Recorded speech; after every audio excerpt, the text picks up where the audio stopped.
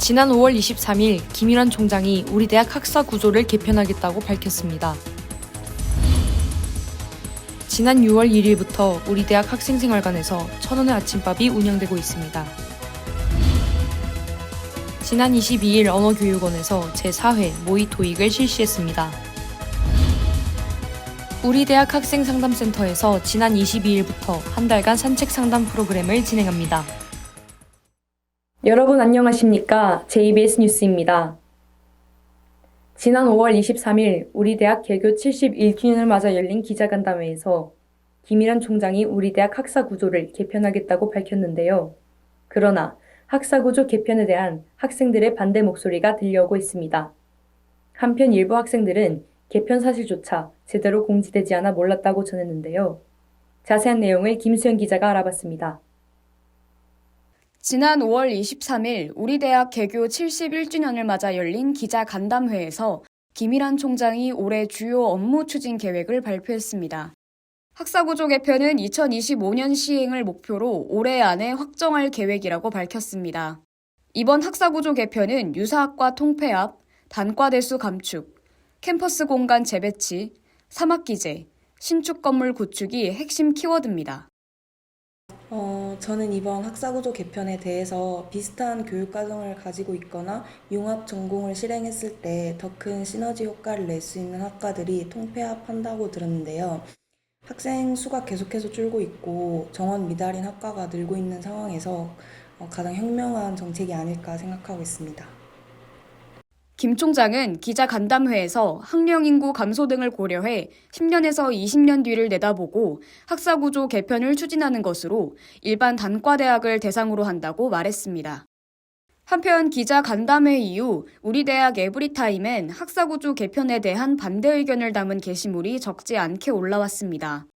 단과대 통폐합부터 도서관 이전까지 아직 계획이 확정되지 않아 학생들의 의견은 분분할 따름입니다. 특히 모든 글에 학생들의 의견이 제대로 수렴되지 않았다는 내용의 답글이 가장 많은 좋아요를 받으며 많은 학생이 해당 의견을 지지했습니다. 저는 별로라기보다는 좀 받아들이기 어려운 입장인데요. 제 과가 패션의류학과예요. 근데 만약에 이과 계열과 공과 계열이 합쳐진다면 저희 같은 이런 과들은 묻히지 않을까. 도서관 이전보다는 차라리 학생들의 취업을 위한 곳으로 자금을 사용하면 어떨까라는 생각. 우리 대학 홈페이지를 보면 학사구조 개편에 대한 사전 공지글을 찾아볼 수 없습니다. 또한 우리 대학 어울림 총학생회에서도 별다른 공지를 하지 않았기에 우리 대학 학사구조가 개편되는 점을 인지하지 못한 학생들도 있었습니다. 우리 대학 기획평가과 강승원 팀장은 학사구조 개편 추진 경과와 관련해 계속해서 회의를 하는 중이라 9월 말에서 10월 초 사이에 공식적인 개편안이 나올 것 같다며 답변을 유보했습니다.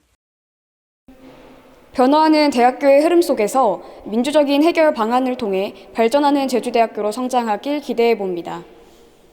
JBS 뉴스 김수현이었습니다. 지난 6월 1일부터 우리 대학 학생생활관에서 1,000원의 아침밥을 운영하고 있습니다. 이번 사업은 편안하고 간단한 아침밥을 학생들에게 제공하려는 취지에서 시작됐는데요. 1,000원 아침밥에 대한 학생들의 생각과 이용 빈도는 어떨까요? 오영규 기자가 취재했습니다. 우리 대학 학생생활관에서 6월 1일부터 1,000원의 아침밥을 운영 중입니다. 1,000원의 아침밥은 편안하고 간단한 아침 식사를 위해 학생들에게 단돈 1,000원에 아침밥을 제공합니다. 1,000원의 아침밥은 학생생활관 6호관 식당에서 우리 대학 재학생이라면 누구나 식사 가능하며 평일엔 오전 7시 30분부터 9시까지, 주말은 8시부터 10시까지 운영합니다. 요즘 같은 때 1,000원으로 밥을 먹을 수 있다는 것부터가 너무 감사하고요. 또 영양사님들도 아침인데 항상 반겨주시니까 기분 좋게 식비도 아끼고 기숙사생인 저한테는 정말 여러모로 도움이 되죠.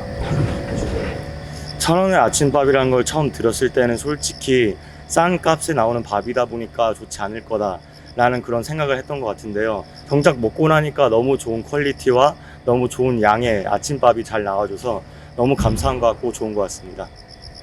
단돈 1,000원으로 아침 식사를 할 수 있다는 점에서 많은 학생들이 긍정적인 반응을 보이고 있습니다. 또한 간단히 아침밥을 먹을 수 있으니 1교시 수업을 들을 때 집중이 더 잘 된다는 의견도 내놨습니다. 현재는 250명 내외로 이용하고 있습니다. 점점 늘어가는 추세입니다.